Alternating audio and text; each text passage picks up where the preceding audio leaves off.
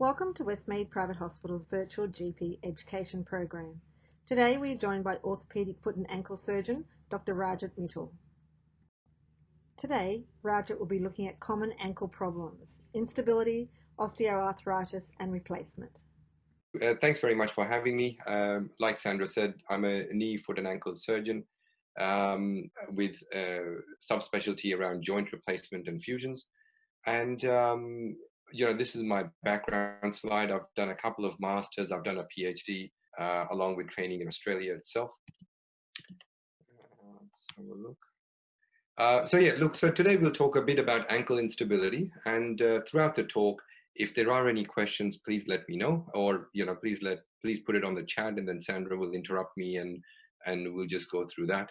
Um, I'll- in terms of ankle instability, we'll discuss a little bit about the background, how common it is, very brief on anatomy. Then we go into the history and examination, investigations, and then finally some management.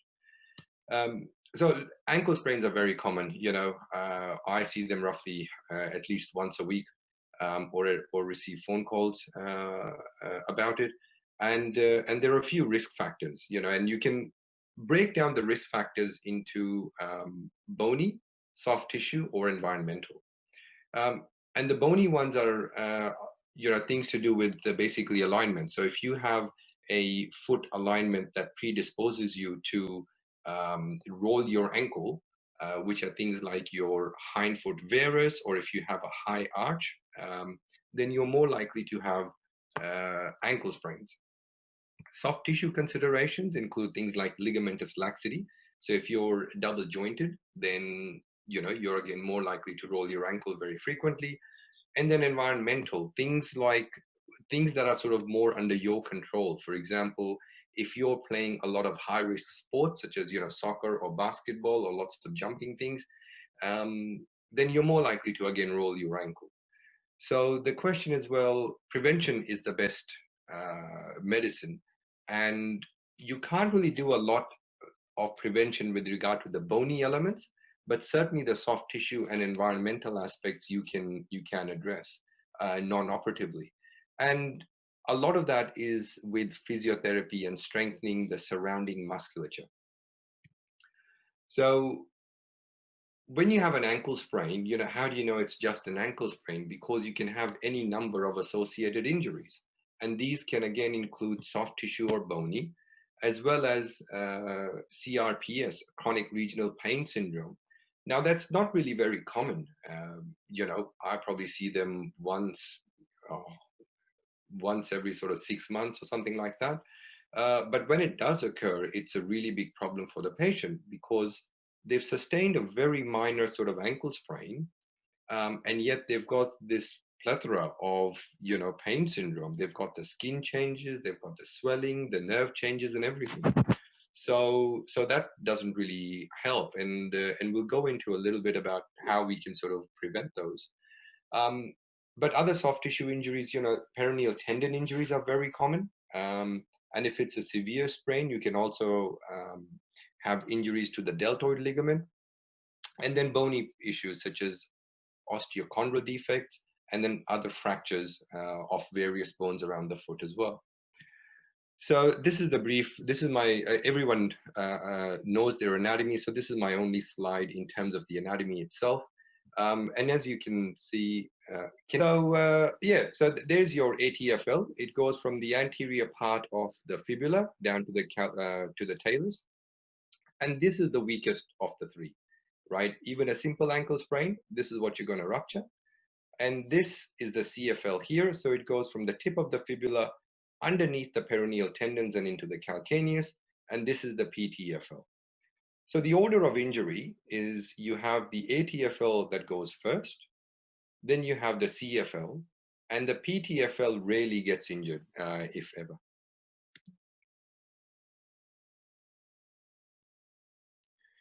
So what's the history? Well, we all know it's generally like a twisting sort of injury.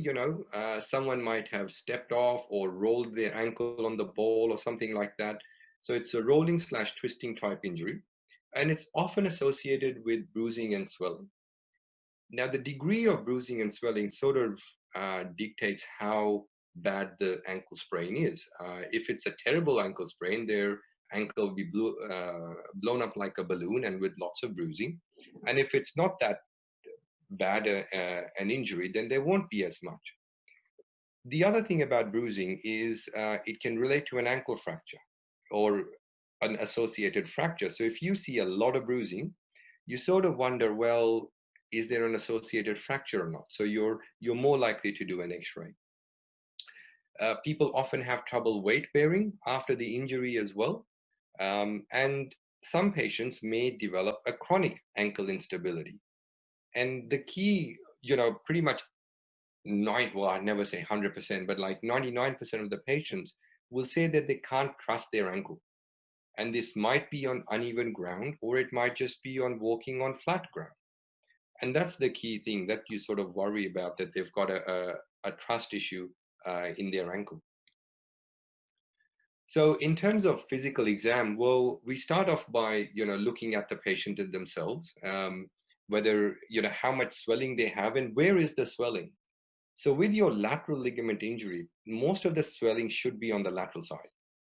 If there's any swelling around the medial side or around the Lisfranc region, or, then you get a bit worried. You're thinking, well, maybe there's something else going on that is more than just a simple ankle sprain. You look at the alignment, again, for those bony issues that we talked about before, and we'll go into these a bit more detail. Then I usually just get the patients to walk, and this will tell you a lot about their ankle sprain. People with sort of mild to moderate ankle sprain can generally take a few steps anyway. They may be a bit sore, but it's not too bad. And those with the severe ones, they'll be on crutches and they won't want to put their ankle on the floor. You can then assess their range of motion. And now palpation is another key point, because that again tells you where the injury is, and you just go through your anatomy. And then you can do some special tests to further identify what the problem is. So this is a picture of an alignment. One of our staff members kindly volunteered for this photo. So if you have a look, looking at it from the front, you can see I also look at the alignment at the knee and up here. So you're looking at the alignment, and you're also looking for any bruising patterns and the swelling things that we discussed before. And obviously she doesn't have any, because she hasn't had an injury. And then we come across to this side. I'm just going to minimize this. So here, you again looking at the knee from the back, and then down the bottom, you can see the alignment of the hind foot. So normally it should be in about 5 degrees of valgus. But here, I've asked us to exaggerate. So you can see her hind foot is in a bit of varus. And what that tells you is that this person has a predisposition to rolling their ankle. You can then look at them from the side. And here I'm looking for the arch. So if they have a high arch, again, it tells you a little bit about their bony issues. And you can look at them from the side, again, to appreciate whether they have any problems with the tendon. Sometimes you can see the tendon sitting in front of the fibula. And that's a big problem, because the tendons lose their normal course, and thus they lose their power and excursion as well. So this is a bit about the gait, looking at it from the front and from the side. You're looking at a few different things, how the patients, whether they have a limp or not, whether they can put all of their weight on one of the legs, and how they're walking, whether they're walking slowly or with a normal sort of pattern. And again, all of these help you to determine whether there's an isolated or a small ankle sprain, or whether this is sort of like a larger or a bad injury. This is how I assess my range of motion. Now, this is pretty simple stuff, but the other thing is, this is the position I ask the patient to put their foot in to assess their power as well. So if you have a look at the top right picture, this will help me assess my tibialis anterior and the tibialis posterior. And this here, and putting it in this position and putting a bit more of the varus alignment or force will allow me to assess the lateral ligament. And that will tell me how tender it is as well. When we ask the patient for eversion, you can see some of the tendons here, but this is the anterior tendons. But you can also assess the peroneal tendons and their strength. And again, if they have a lot of pain, especially on power, then you wonder whether there is some peroneal tendon pathology as well. They will always have some pain on this lateral side with an ankle sprain.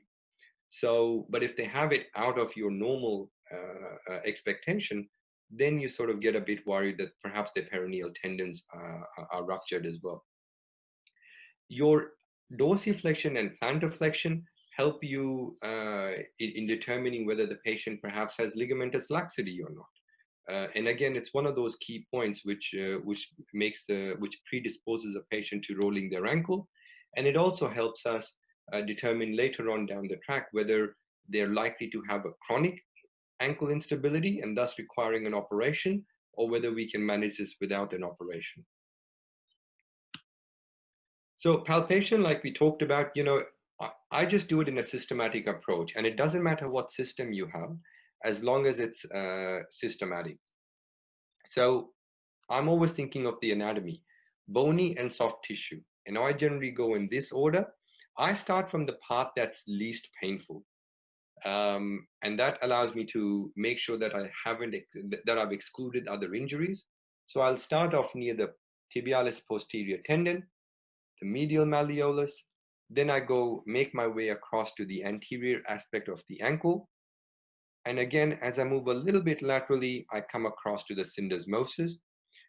And I might jump to the midfoot on forefoot first to exclude Liz Frank type injuries. And then I'll go on to the peroneal tendon injuries. And it's very important to palpate the fibula as well, because these patients may have an ankle fracture that is missed. And so palpating the fibula will help a lot there. What I've found is if they have an isolated ankle sprain problem, then the fibula itself may not be very tender, or if anything, it'll be the tip of the fibula that might be tender. But if you're finding the fibula is tender a bit higher up, then there's a higher index of suspicion of a fibular fracture.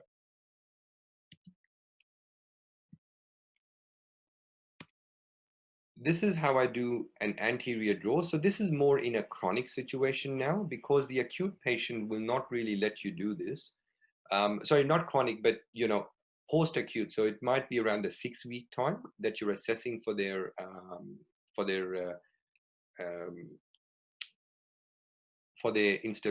instability. And as you can see here, I'll just get my mouse there. I'll play it again, and you can see around here how the ankle moves. So now the model I had, she had a bit of ligamentous laxity, and she did roll her ankle previously a little bit. So that's why there's so much movement. And this would be considered a positive test. I always compared with the other ankle. And it especially helps if one ankle is worse than the other.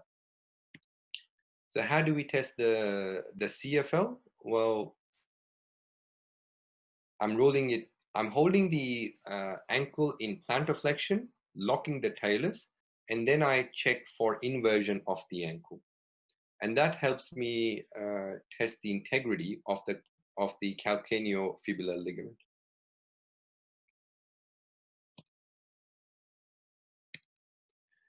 Now, these are some other sort of special tests. Remember, we spoke about the hindfoot valgus, or the hindfoot varus, or the high medial arch as well.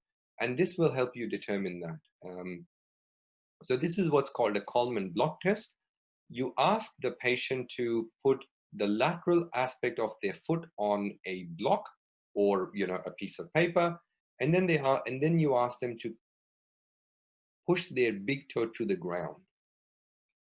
What you're looking for is whether this hind foot here corrects into the neutral or goes back into the normal or a valgus position. And the reason why that's helpful is because that tells the positive Coleman block test tells you that most of the problem is in the forefoot. So if you can apply some sort of orthotics or even if they need surgery, as long as you address the forefoot problem, the hind foot will be fine, and that can perhaps reduce their ankle instability, and so you may prevent you may avoid surgery if you can manage that non-operatively. I also asked the patient to do a double and a single heel raise, again to assess their musculature, how strong they are, and how much control they'll have. And looking at the tib post tendons, especially with the heels will come into a lot more varus when they go on this single or double heel raise. So investigations, well, in terms of X-rays, I always try to get weight-bearing X-rays for this sort of situation, and I do it of both of the ankle and of the foot. Their ankle and foot X-rays aren't that much radiation at all, and the ways I mean, I'm sure you guys probably do this as well. I follow the Ottawa ankle rules to determine whether they need an X-ray, and that is based on these few things. So if they can't weight bear or walk 4 steps, then I get an X-ray, or if they are tender in any of these 4 spots. The medial malleolus, the lateral malleolus, base of the 5th metatarsal, or the navicular. And so here is a picture I got from the paper, and you can see, so this is the lateral malleolus here, around 6 centimeters from the tip if they're sore. This is the medial malleolus, again 6 centimeter. That's your navicular, where your tib post often attaches, and the base of the 5th, and this is where your peroneal tendons attach, or one of them anyway.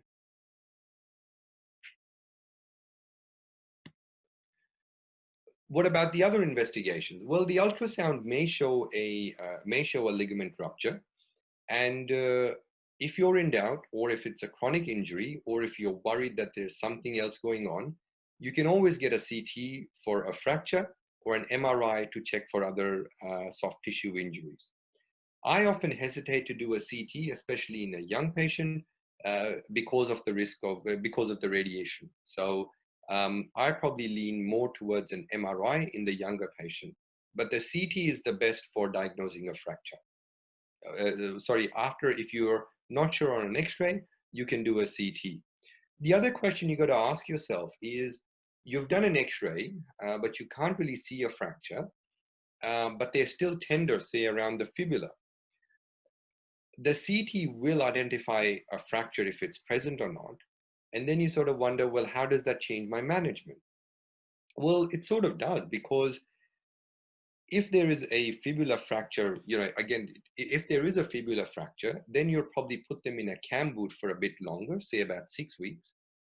But if they don't have a fibula fracture, then you might put them in a cam boot for, say, 1 or 2 weeks, and then get them out of it fairly quickly. So that's a judgment call, how much you think it will change your management and how suspicious you are for a fracture. Management, now, majority of this is non-operative. 90% of the time it's non-operative and the patients do well. They may need a short period in a cam boot for the more severe sprains. Again, that's determined by your history and clinical examination, especially the presence of bruising and swelling. And then you can progress them with a range of motion, balance, and strengthening exercise, because often the issue is stiffness. And they may have recurrent instability depending on some of their other risk factors. But if you don't start the range of motion soon enough, then they're often very stiff. And that can be a problem. So that's where our physiotherapy colleagues come in, and they can start pushing the range of motion. And once they're happy with the range of motion and the patient is doing well, then we go into proprioception or balance, as well as strengthening exercises. And operative are generally reserved for those patients who have recurrent instability, or if they have other injuries concomitantly, such as an osteochondral injury, especially around the talus, in which case they'll need an ankle arthroscopy and get that fixed, or if they have any other tendon injuries or a fracture. So I have one case study to start off with. This is a 20, I saw her just the other day, a 25-year-old female who presented about a week after an inversion injury coming off the last step. And this was her first ever injury. She plays a lot of sport, netball and things, and she's never had an injury before. And then she had difficulty weight bearing. There was some swelling and bruising, but she was otherwise well. She works in retail, so she's on her feet quite a lot. And the examination showed a lot of bruising and swelling and around the lateral malleolus, and that's where she was tender as well. The medial and other areas were not tender, and the x-rays were unremarkable. Uh, so I think we're ready for the poll. Excellent, good. So I'm just launched the poll. So feel free to, do you want to talk through the options there, Rajat? Yep, sure. So the question is, well, how would you manage this patient next? What would you suggest? Would you A, do an advanced imaging such as an MRI and CT scan, or would you prefer the patient to be placed in a cam boot for a little while? Weight bear is tolerated, and with the physiotherapy, you improve, you perform the range of motion and get them out of the cam boot. Or would you say, no, no, you're fine, and I'll just see you later on? All there's no right or wrong answer, but I think my preference in this case would be the to again, it just depends on what your impression is. So, yep, some people do an advanced imaging, MRI, CT scan. There's nothing wrong with that. And in this sort of girl who's otherwise pretty well, and you're pretty sure it's a minimal ankle sprain, then ankle B is fantastic. Follow up PRN, well, yeah, that's some people have chosen to do that, and again, it depends. If she's a reasonable head, then you could potentially do that. But that would I would agree with the majority, and probably go with B as well. So, any questions with ankle instability so far? Yes, there are. So is a type of fracture which CT scan does not show, but Yes. MRI does, a Yes. stress Correct. That's right. Yes. So a stress fracture, or even sometimes patients can have not really a fracture, but they can have a bony bruise, which will be more evident on an MRI than a CT scan. Absolutely. So a CT scan will show you a fracture if there is any if there's a breach in the cortical part of the bone. But if there's any damage to the cancellous part of the comb, the honeycomb part of the bone, then an MRI is far more sensitive. Absolutely. Any others, Sandra? Yep. Can you hear me? Yeah, yeah. Yep. Okay. For third metatarsal fracture, how long does the patient need a moon boot for?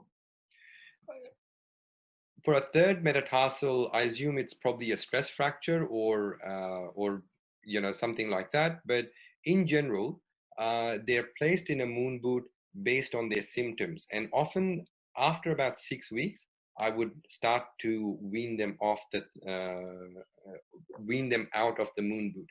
But throughout the whole time, they should be doing range of motion exercises to stop their ankle from getting stiff. And they can do TheraBand sort of, non-weight bearing type strengthening exercises as well. And while they're walking, it will be in a moon boot, probably for about 6 weeks or so. Excellent. That's it for the questions for now, Rajat. So you can move on. All right. So look, we'll go through ankle arthritis. Again, a similar sort of thing. We'll discuss a little bit about the background, bit more about, again, history is fairly straightforward for an ankle arthritis generally. Investigations and then management is a more interesting thing with ankle arthritis. So now this, as you all know, is much less common than the hip or knee arthritis. And the most common cause by far is a post-traumatic arthritis. So this would include, someone who's sort of young, they've had a car crash, and part of their ankle was sticking out of their bone at the time. So although the surgeons have done a good job, they undoubtedly will have some sort of an ankle arthritis later on down the track. When will they get that? Well, that's really hard to say. I mean, how long is a piece of string? Because patients often ask me that, when will I get arthritis? And I sort of tell them it depends on, it's sort of like the treads of your tire. You've had this major injury, so you've had a big puncture or a big injury to the tires, and if you use them a lot, it's going to wear out a lot quicker. So after a significant ankle injury, it's the laborers and those sorts of patients that do the worst and get arthritis, say in their 40s, very early on, compared to those who are a bit more sedentary and get arthritis later on. And then the patients will ask me, well, what do you do about losing weight? How do I exercise? So there are several different ways. You can do a lot of non-weight bearing exercises, things like cycling, swimming, even a cross trainer, and at least a lot of upper body stuff to keep you fit. And at the end of the day, where there is a will, there is a way. A lot of people often love running. And after a significant injury, running will become a challenge, no doubt about that. What you can do is perhaps walk. Walking can often help you. But some of the other causes include your inflammatory arthritis, such as the rheumatoid or gout, and you can also get infection, or it could be a neuropathic arthritis, like a Charcot, for example, in the ankle as well. Um, and so, in terms of the history, I break it down into these three major profiles. So I try to get an idea of their pain, I get an idea of their joint and of their function. And these three sort of help me determine where the pain is coming from really and how much it's affecting their life. Because some patients may have a lot of pain and, they can't walk, they can only walk sort of 10-15 minutes or something like that, and they're having a lot of limitations in their activities. So they probably need something addressed, more urgently. Whereas some of the other patients, it doesn't really bother them too much. So in terms of the ankle itself, the pain is often around the ankle or around the subtalar or the talar navicular joint. And it's a bit hard to determine that on history, because the patients will just sort of, draw a circle around the whole ankle. And you're like, oh, where does it actually hurt? Um, and the other thing you sort of ask them is about the onset or the mechanism. So some patients, it is absolutely true. If they have early ankle arthritis or even a severe one or something like that, they might have a small trip and it will make it a lot worse. That's absolutely possible. And often just giving them some non-operative, non-steroidals or a Voltaren gel or something like that will settle it down. Night pain is a big one. If patients can't sleep, then they're not really going to be happy. Again, I look at the joint profile, especially if they've had a change in the shape of their foot. That can again aggravate their arthritis. And then their functional profile. This is probably one of the most important things. And it tells you, and based on this, you can sort of determine how happy or unhappy and how good a result you will get based on your management. So you need to assess their goals and aspirations and give them a realistic expectation. You know, some patients, they'll be 70 and they're still very young physiologically.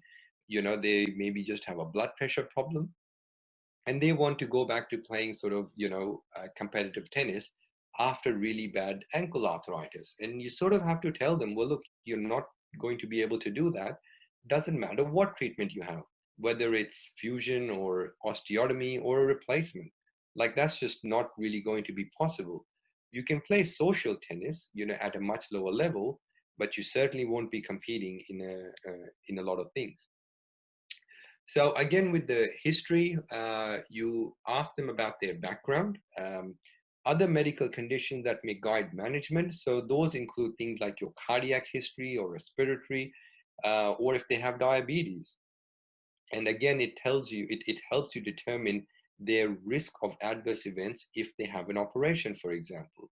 Smoking is a big one. Foot and ankle is the furthest away from the heart. The blood flow isn't the best, in a lot of people anyway. And smoking really, really makes a big difference.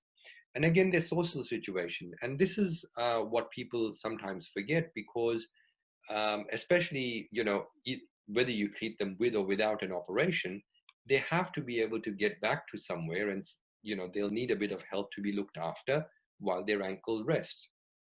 So all of these things give you a picture, or they build a picture of the patient and tell you how successful your management will be.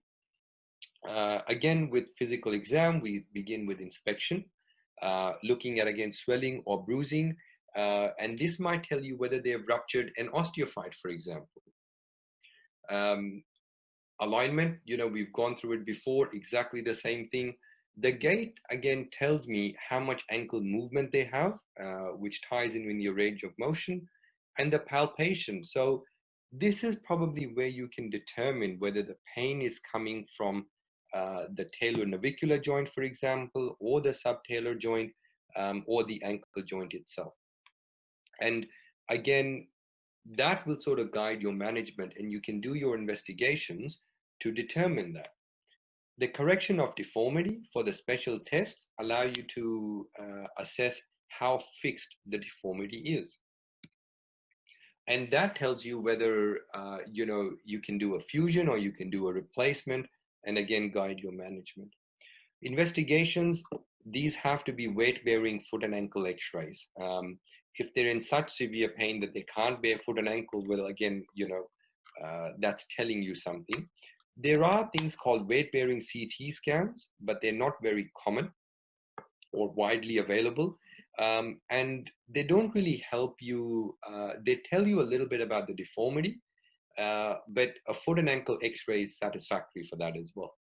And you may need long length alignment films, because some of these patients might have terrible knee arthritis. Because you think about a 70-year-old patient, they're more likely to have knee arthritis along with the ankle arthritis.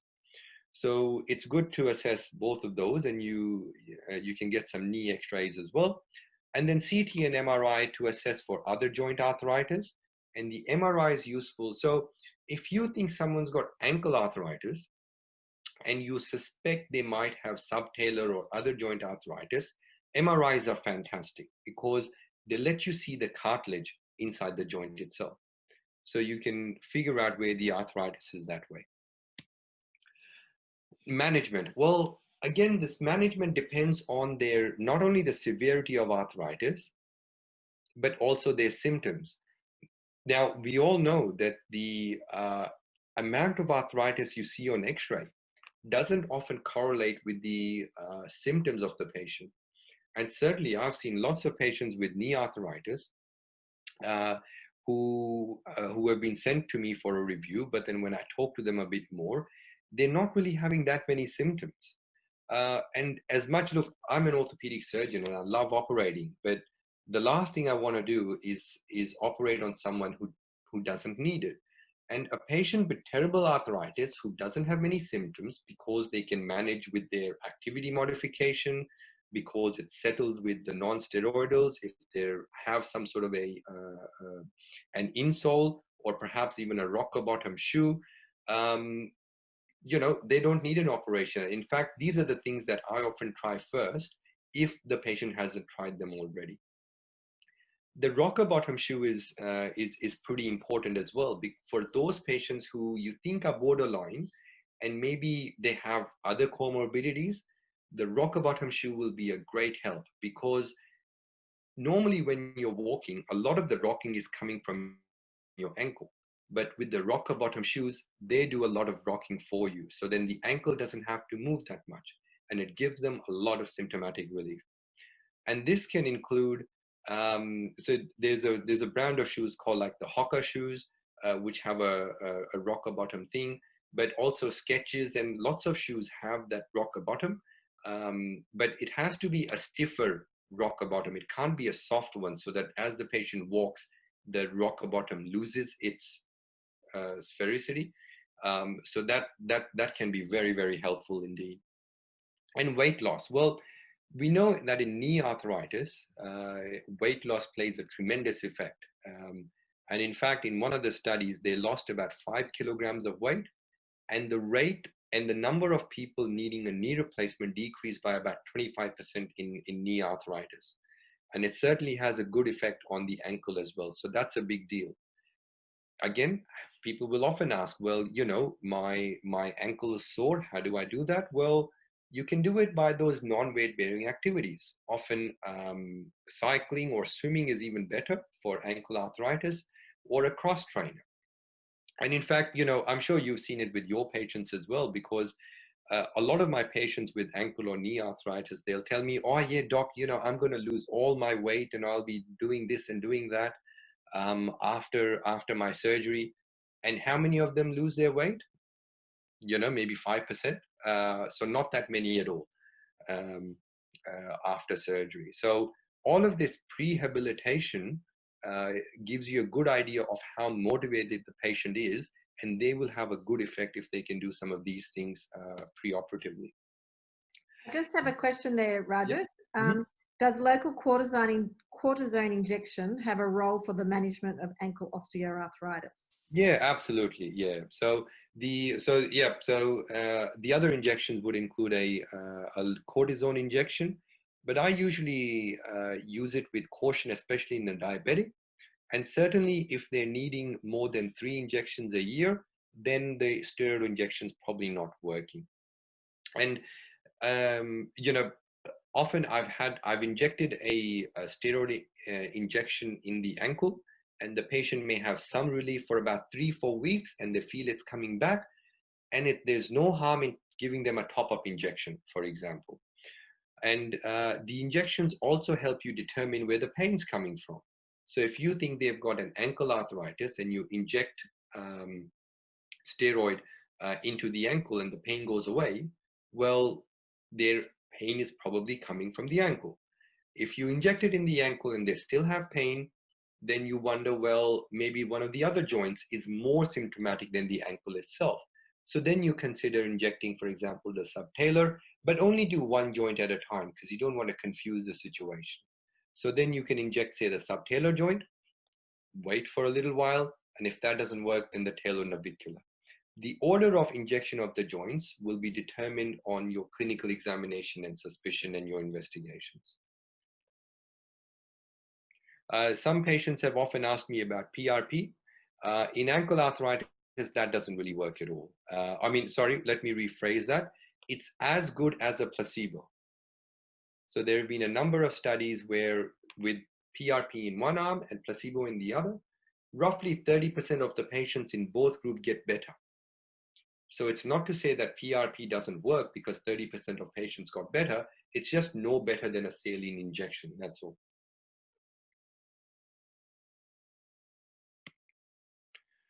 So in terms of operative management, there are three mainstays. There are three options: the supramalleolar osteotomy, an ankle arthrodesis, and an ankle replacement. But only two of these are done sort of more commonly, and that would be the ankle arthrodesis, which is an ankle fusion, or the ankle replacement. So whom do you do a supramalleolar osteotomy for, or whom would you think? This would be for patients who have minimal arthritis, but they have a fair bit of deformity. And it's essentially a realignment osteotomy. I have a picture later on. And so the idea is that you offload the arthritic part of the ankle. It's similar to what we do in the knee, like a high tibial osteotomy, for example. Now, they're not done very commonly at all because it's a fairly big operation, and it makes future operations more challenging. So if you're thinking of a supramalleolar, you might as well do either an ankle fusion or an ankle replacement, really, in this day and age. And this is what it sort of looks like. So you look at that image on the left, they have about 20 degrees of varus deformity in that hind foot. And we've drawn some angles to see how to correct it. And we've done a corrective osteotomy so that the talus is now sort of sitting under the tibia. And so the weight distribution is a lot better. Ankle arthrodesis, this is a fusion of the ankle joint in the suitable or the good position. And this has had great results. And traditionally, it was the thing to do. And it's especially useful in the younger and active patients. The other indications, especially for an arthrodesis, would be an infection because you won't be able to do an ankle replacement. And you can use it as a salvage procedure after an ankle replacement for whatever reason. Ankle replacement. Now, these have really come in their own over the past sort of 5 years or so, because now we're up to the third generation of ankle replacement. The first two were very bad and gave the ankle replacement a bad name. But with these current generations, we have good 90% survival for up to about 5 years. The longer data is pending, but it looks promising. And these have better outcomes in sort of your older patients, especially in females. And a lot of this is based on our our Australian National Joint Replacement Registry. So any joint replacement anywhere in Australia, their data gets submitted to our joint replacements registry, which is run out of Adelaide. And every year they bring out a book, and you guys and girls can access that as well. It's on the website for everyone to assess, to see how hip, knee, shoulder, elbow, wrist, foot, and ankle replacements are doing. The other advantage of an ankle replacement is that it's a great option if the patients have adjacent joint arthritis, so especially a subtalar or talar navicular, because it takes the load away from those joints because you can move the ankle now. On the flip side, if you do an ankle fusion for someone who has adjacent joint arthritis, it will often make it worse because the ankle joint isn't moving anymore. So all that movement has to go through the subtalar or the talar-navicular joint, which again aggravates their symptoms. So when can you not, or when would you avoid doing an ankle replacement is if there's a large deformity, if there's infection, or if there's poor bone stock, which can be either in the tibia or in the talus. And in the case of the talus, it may be an avascular necrosis for a previous injury that they've had. So this is another case study. I had a 70-year-old male who had idiopathic ankle arthritis, which was surprising. He didn't really describe any previous traumatic injury as such. But in this case, I suspect the patient might have had small inversion injury. So he didn't really say he had a fracture or a bad one, but he did say that he played a lot of sport and he would often roll his ankle. So that's the other reason why we tend to operate on a chronic unstable ankle, is to prevent early osteoarthritis. Now, this gentleman had pain with activities. He had night pain and walking distance of only about 10 to 20 minutes. Sorry, walking distance of 10 to 20 meters. And he was on appropriate analgesia and lives with a supporting family. Very healthy, as you can see, and he was a non-smoker. On examination, he had a varus alignment of his hind foot. It wasn't terrible. It was about 5 degrees. His gait was antalgic. And his range of motion, again, he wasn't terribly stiff. And he was tender around the ankle, the subtalar and the talar-navicular joint, and he was neurovascularly intact. So his ankles demonstrated, his x-rays demonstrated so this is the next poll. His x-rays demonstrated a severe arthritis in the ankle and minimal changes in the talar-navicular and the subtalar joint. So the options here are, would you prefer to do an ankle replacement? Would you prefer to do a supramalleolar osteotomy? Or would you do an ankle fusion for this gentleman? His goals were to get back to his normal activities, which would be gardening and walking with minimal pain, and things like shopping. He doesn't really play a lot of sport or do any heavy physical work. Okay, Rajat, while the GPs and physios are just putting in their answers, there's just a question here. Is Mhm. osteoporosis a contraindication? No, not really. We would obtain an MRI and a CT scan to again just assess and a bone density scan. But generally, osteoporosis is not really a contraindication to like a fusion or a replacement, really. Yeah. All right, well, we'll just end the poll there because it looks like most people have entered and Okay. the answers are everywhere, Rajat. Oh yeah. Okay. Yeah. No, fair enough. And look, this is fantastic. My preference for this patient would be an ankle replacement because uh, I'm experienced with those. It's one of my expertise, and I think this patient would be your typical candidate for an ankle replacement. Having said that, an ankle fusion is a perfectly reasonable option as well.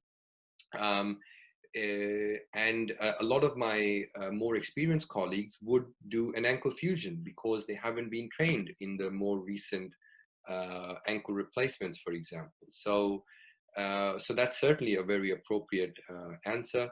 And a supramalleolar osteotomy, I suppose I haven't shown you guys the x-rays, but in minimal deformity, you would probably avoid a supramalleolar osteotomy because it's a bigger operation. Um, and and in a 70-year-old, you would do really well with either an ankle fusion or an ankle replacement. So I think, yeah, you could do either of those options. Um, and this is what I did. So this was the patient I was talking about. Um, not that much deformity, but terrible ankle arthritis, as you can see. And so I did an ankle replacement for this patient. And, after I saw him after 6 weeks as well. And he was very happy, even after just sort of 6 weeks, which was fantastic. It was really pleasing to hear. Um, what's my protocol, post-operative protocol for an ankle replacement? I place them in a back slab with touch weight bearing for about 2 weeks. And this is primarily to allow the wound to settle down. And then after 2 weeks, I have a look at the wound and then put them in a cam boot and allow them to weight bear as tolerated, along with some range of motion exercises. But if they're walking, they're in the boot, starting their range of motion exercises. And then after about 6 weeks post-operatively, make sure everything's okay, and then they start weaning off in their cam boot. And I think that's probably it, really. Impingement in the ankle joint, is Yeah. that an indication for surgery? It can be, yeah. So it depends. Again, you would exhaust the non-operative management. But if they have arthritis and they have impingement in the setting of arthritis, um, basically, yes, you can knock off that anterior osteophyte, but you got to be pretty sure that the impingement is coming from the arthritis itself. Sorry, the problem is from the impingement rather than the arthritis. Because similar to the knee arthritis, doing an ankle arthroscopy in the setting of an ankle arthritis does not really benefit you unless you're thinking that that the main problem is that impingement. What is the ankle injury if pain is felt walking downstairs? Well, it depends on the mechanism. So uh, some patients can actually tell you what position their foot was in and whether it was an inversion or an eversion injury or more a plantar flexion injury. And then a lot depends on your clinical examination, because when you're falling off a stair, if you have a plantar flexed injury, then you can rupture your anterior capsules around the talonavicular joint, or you can have an avulsion fracture there. Um, you can certainly have your inversion injury, so your lateral ligaments can be gone, or you can also injure your deltoid ligament injury, and you can also sustain a fracture, including a Lisfranc injury. So there are a lot, you can have any plethora of problems after falling off a step. When would you be suspicious for a Liz? Or Lisfranc injury, yeah. So that it determines It determines, so the Lisfranc injury in particular, you're worried about it if the patient sort of suddenly fell on their floor, on their foot. For example, if you're on a motorbike and the motorbike suddenly stops and you've hit your forefoot on the brakes and that sort of thing, or if it's a severe sort of twisting injury, and your suspicion would be raised if they have a lot of pain around the Lisfranc ligament. So if you press on it and they have a lot of pain, then you're worried that there might be a potentially Lisfranc injury. Or if there's a lot of swelling around the medial aspect of the forefoot or even the plantar aspect, and if there's swelling out of proportion. So those are sort of the key things that you'd be worried about a Lisfranc injury. Now, Shankar is asking about an ankle fusion and an ankle replacement. Are both options. How do we choose? Well, it's a very personal choice. So I often give the patients both options. And I tell them, well, look, ankle replacement is like a knee replacement, and we have good 3 to 5 year results. We don't know what the long-term results are, but they're certainly very good as far as we know for this thing. And you can't really do ankle fusion if the other side has had an ankle fusion, because you think about it, if you're trying to stand up from a chair, and you could try this now, you need a certain amount of dorsiflexion to be able to get off a chair. So if your ankles are fused at 90 degrees, which is the normal position, to the tibia, then getting out of a chair will be incredibly difficult. So patients with bilateral ankle fusions don't do very well at all, and they really, really hate that. So in that sort of situation, you're more likely to offer them an ankle replacement. The other time I would lean towards an ankle replacement is if they have adjacent joint arthritis. So if they have pain around the subtalar joint based on your examination and MRI, or the talar navicular or the calcaneocuboid, then you would sort of say, okay, this patient will probably do a bit better with an ankle replacement, because when they're walking, the load will go through the ankle rather than distribute to those other arthritic joints as well. Just another question here. What is your post-op instruction and care post-ankle fusion? Yeah, so post-ankle fusion, they're generally immobile or either in a cast or a plaster. So I put them in a plaster for about 6 weeks, again, touch weight bearing, and then they're in a boot for another 6 weeks. So total of about 3 months of immobilization. And again, some patients really don't want that. So it's a discussion with the patient, talking to them about the risks and benefits. What is your post-op instruction and care post-ankle fusion? Would you do revision ankle fusion, ankle replacement? Yeah, so it depends on what the cause. So the post-op for the ankle fusion is 3 months generally 3 months immobilization, 6 months in a plaster, 6 months in a cam boot. And revision ankle fusion and ankle replace. Well, yeah, so I do ankle replacements and I do revision ankle fusions, but it just depends on what the cause of the revision is. Whether it's an infection. Ankle fusions to not unite is not that common, especially if it's done in an open sort of setting. Some people do arthroscopic ankle fusions, and if they're done well, they still fuse. And certainly ankle replacements, yes, I excel in ankle replacements, and that's one of my expertise. Excellent. All right, well, thank you for your time, Rajat. For those that want to hang around and ask Rajat any questions in person, just take yourself off mute. But if you are leaving us, we thank you for your time and hope that you enjoyed the evening. We hope you have enjoyed this GP education session. If you wish to gain CPD points, this activity is now a quick log activity, which means you need to head to the Royal Australian College of General Practitioners website to log your own points. We hope you can join us for more of our GP education in the coming weeks. Thank you.